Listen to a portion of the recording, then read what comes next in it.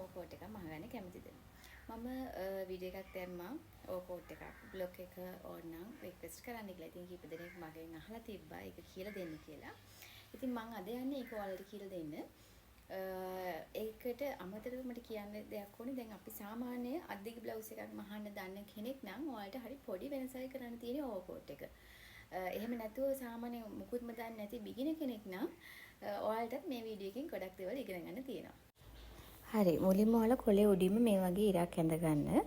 ඊට පස්සේ තමයි අපි උර හිස මිම්ම දෙකට බෙදලා මාක් කරනවා. එතකොට මගේ 15 7මාරක් මම මාක් කරා. එතකොට ඒ ප්‍රමාණයම අපි 15ටත් මාක් කරගන්නවා. ඒ කියන්නේ අපි අත්කට ඇඳ ගන්න තමයි ඒ 7මාර මාක් කරගන්නේ රැගල් උස විදිහට. එතකොට උර හිස මිම්ම බෙදීම දෙක කියන එකම තමයි අපි මේ 15ටත් මාක් කරගත්තේ. ඊට පස්සේ එතනොත් මේ විදිහට ලයින් එකක් අඳිනවා. දැන් ඒ 7මාර කියන උඩ එකයි යට 7මාර එකයි මේ විදිහට තවීරකින් යා කරගන්නවා. ඊළඟට අපි කර පළලට අඟල් 3ක් වගේ තමයි ගන්න. ඒ කියන්නේ ඕකෝට් එක නිසා ගොඩ කර පළල ගැලපෙන්නේ නැහැ.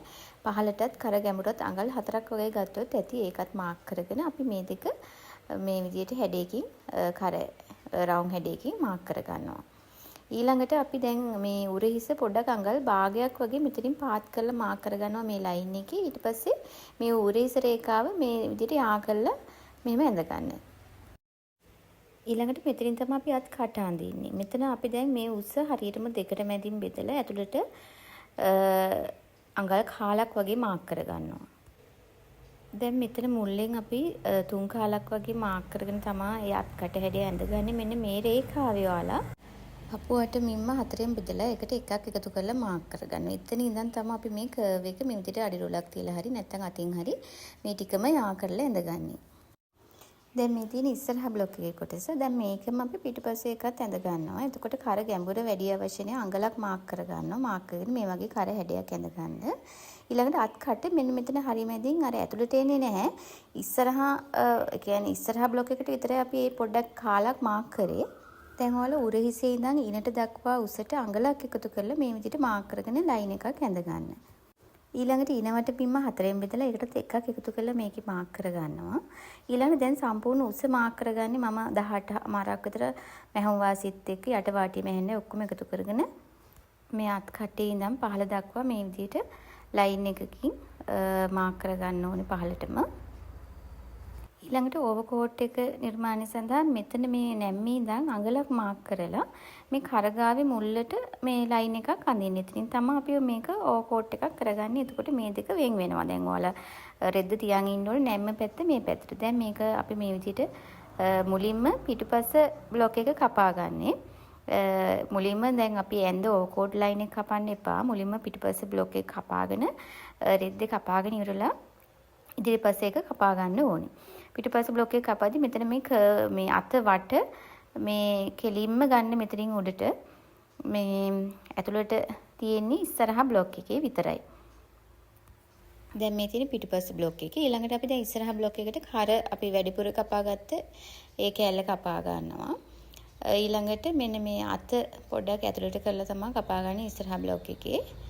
ඊළඟට අර ඕවර්කෝට් එකේ මෙන්න මේ කෑල්ල අඟලක් මේ විදිහට ඇතුළට කරලා කැපුවේ ඒ කෑල්ල කපා ගත්තාම ඉස්සරහා අපේ ඒ කොටස් දෙක වෙන් වෙනවා ඕවර්කෝට් එක සඳහා.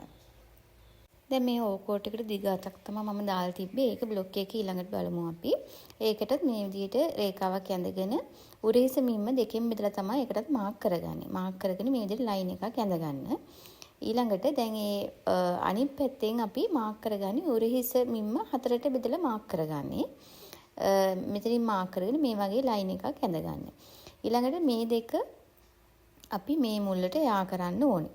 මේ යා කරලා මේ රේඛාව හරි මැදට බෙදන්න ඕනේ. හරි මැද මාක් කරගෙන මෙතනින් අය ඒ කොටස් දෙකම අය දෙකට බෙදන්න ඕනේ. ඒ කියන්නේ මේ 4කට බෙදෙන්න ඕනේ සම්පූර්ණ ලයින් එකම.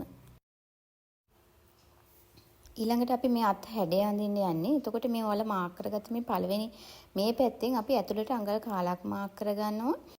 ඊළඟට මෙතනින් අපි උඩට අඟල් කාලක් මාක් කරගන්නවා. මාක් කරගෙන මෙන්න මේ වගේ හැඩයක් තමයි අපි අත් කට මේ අත විදිහට අඳින්නේ. මේ වගේ මේ ඉරියා කරමින් මෙහෙම මුලට මේ වගේ මේ එකක් අපි ඇඳ ගන්න ඕනේ. ඊළඟට අපි දැන් සම්පූර්ණ අතේ උස මැන ගන්න ඕනේ. එතකොට ඔයාලට ඕන උසට අඟල් 1.5ක් වගේ එකතු කරලා මෙතනින් මාක් කරගන්න. මම 16.5ක් වගේ ගන්නෙ. ඊළඟට එතන අත වට මිම්ම දෙකට බෙදලා මෙන්න මෙතන මම මාක් කරගන්නේ අඟල් 5ක් විතර. මාක් කරගෙන මේ වගේ ලයින් එකක් ඇඳ ගන්න.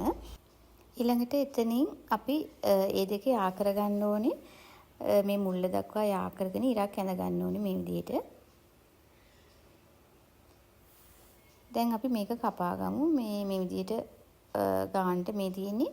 දැන් මම මේ කපන පැත්ත තියෙන්නේ රෙද්ද නැම්ම පැත්ත තමයි මේ පැත්තට තියාගන්නේ. ඊළඟට මේ හැඩෙත් මේ විදිහට ගානට කපා ගන්න ඕනේ. එතකොට ඔයාලා ඉස්සරහා අත කපද්දි රෙද්දේ පොඩ්ඩක් ඉස්සරහා පැත්තේ කොටස ඇතුළට හරවලා පොඩ්ඩක් කපා ගන්න ඕනේ.